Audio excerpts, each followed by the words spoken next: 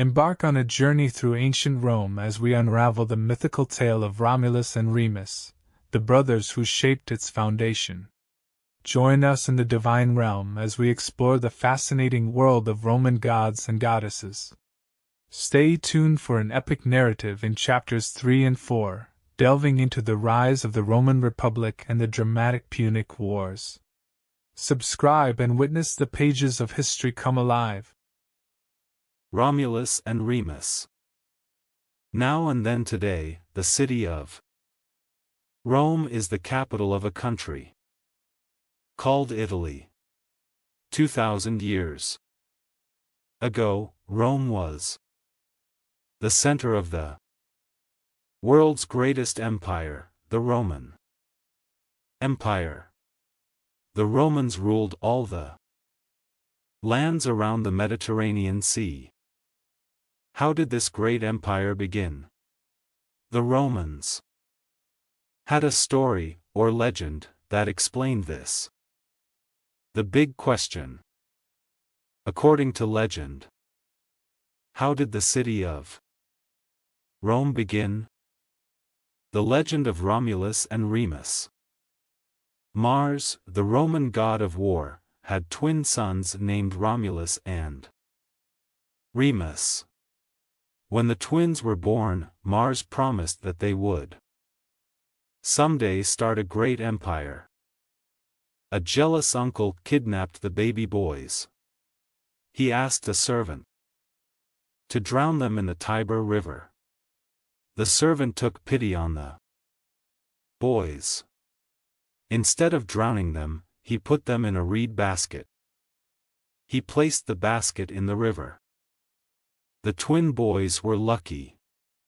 As the basket floated down the river, it drifted toward the riverbank. The basket hit the riverbank, and Romulus and Remus fell out. Then something moved in the bushes near the shore. It was a mother wolf. She had heard the babies crying. She nudged them with her nose and then with her paw. The wolf saw that the twins were hungry. She fed them milk just as she fed her own cubs. Later, a shepherd found the boys and raised them as his own sons. After the boys grew up, they decided to build a city near the Tiber River where the wolf had found them. The brothers began to argue. They fought over where to start building the city. During this fight, Romulus killed Remus. Romulus became the first king of the city, which would be named after him, Rome. Romulus ruled Rome for many years, until he disappeared during a storm. The Romans believed that his father, the god Mars, took Romulus into heaven. There, Romulus became a god too. The early years. The story of Romulus and Remus is a legend. Legends usually are not true stories. Rome was built near the Tiber River, but probably not because a wolf helped twins there. So what really happened? Rome probably began when some farmers and shepherds built a village of small huts on one of the 7 hills near the Tiber River. These people probably settled by the Tiber because it was a good place to live. The soil was rich. There was plenty of water, and the river was good for travel. An island in the river near the village made crossing the river easier. The 7 hills around the Tiber made it hard for enemies to attack. Rome grew as more people settled on those hills. That is why Rome became known as the City of 7 Hills. According to legend, Rome was founded in 753 BCE. The letters BCE stand for before the Common Era. The Common Era began When Jesus Christ was born. So Rome was founded 753 years before the birth of Jesus. That means Rome is more than 2,750 years old. For many years, kings ruled Rome. Over time the kings became greedy for power. In 509 BCE the Romans drove out their king. They decided not to trust anyone else to be king. Instead, the Romans made their city a republic. In a republic, people choose representatives to rule for them. Roman gods and goddesses. The mighty gods. The ancient Romans believed in many gods. They believed gods controlled everything in nature, the wind, sun, rain, even earthquakes. The big question: what does this story tell you about the importance of gods in the lives of Romans? The Romans believed their gods were very involved in their lives. These gods had different names than the Greek gods because the Romans spoke Latin, a different language than the Greeks spoke. The goddess Juno watched over Roman brides and their marriages. The god Mars decided which side should win a battle or lose a war. If a Roman farmer had a good crop, it was because the gods were pleased. If the same farmer had a bad crop, it meant the gods were angry. Because of this, the ancient Romans worried about angering their gods, keeping the holy fire burning. Flavia was in a great hurry. She ran barefoot across the fields of her family's farm. "Please help me, Vesta," she prayed. "Let me get home before the holy fire goes out." Flavia was worried. "Why do I talk so much?" she asked herself. "Why can't I remember my job?" Flavia and her friend Meta had spent most of the morning washing clothes in a stream. They talked as they worked. Then Flavia remembered that she had not checked the holy fire of the goddess Vesta. She left the wet clothes with Meta and ran home as fast as she could. Flavia's mother usually kept Vesta's fire burning. Today, though, her mother had gone to the market. At 9 years old, Flavia was the oldest daughter. It became her job to keep the holy fire burning at home, just as it did in the temple.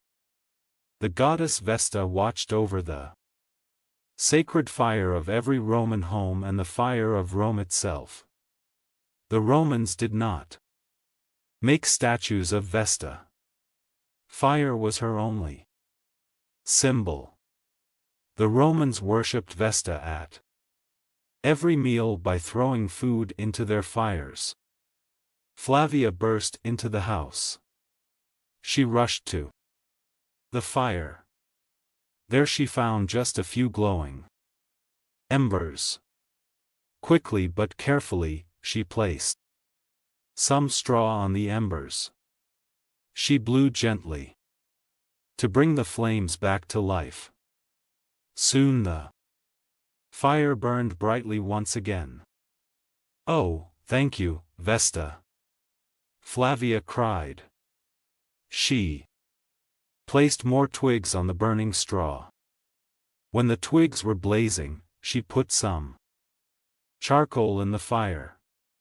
Flavia and her family believed that the smell of burning charcoal meant that Vesta was watching over the family. Flavia and her family felt very close to Vesta and to the god Janus /J*Nus/, who also watched over Roman homes. Janus was a special god with two faces, one in the front of his head and one in the back. With his two faces, Janus watched over the beginning and the end of all things. He also watched who came in and who went out of every building. Later, Flavia again thanked the gods that the holy flame had not died out. If it had, her family would have been disgraced. She was very grateful that the gods had saved her. She promised them she would never forget again. The Roman Republic. A boy visits Rome. Lucius, dressed in the dark. Almost everyone in his grandfather's villa, or country house, was asleep. Only the people who worked in the kitchen were awake. They got up early every day to prepare the morning meal. Lucius was about to try driving a chariot. It was a children's chariot, towed by a goat instead of a horse. Still, he was very excited. Lucius ran barefoot over the stone floors of the villa. He carried his sandals until he reached the path through the outer garden. He put on his sandals and followed the path to a long driveway. Simon, a Greek servant who worked for Lucius's family, waited by the chariot holding the long reins. Simon was Lucius's friend and teacher. "Go slowly until you reach the road," Simon warned. Lucius gripped the reins. He almost fell off when the chariot lurched forward. The chariot quickly reached full speed. Simon ran behind, shouting. It was a wild ride. Lucius eventually got the goat under control. He was able to guide the chariot in a large circle back to the villa. There he saw Simon, looking embarrassed. He also saw his father looking angry. "Your mother better not hear of this, boy," said Lucius's father. "Simon, take this goat back to the field." "Lucius, go inside and find a warm cape. We go to Rome today."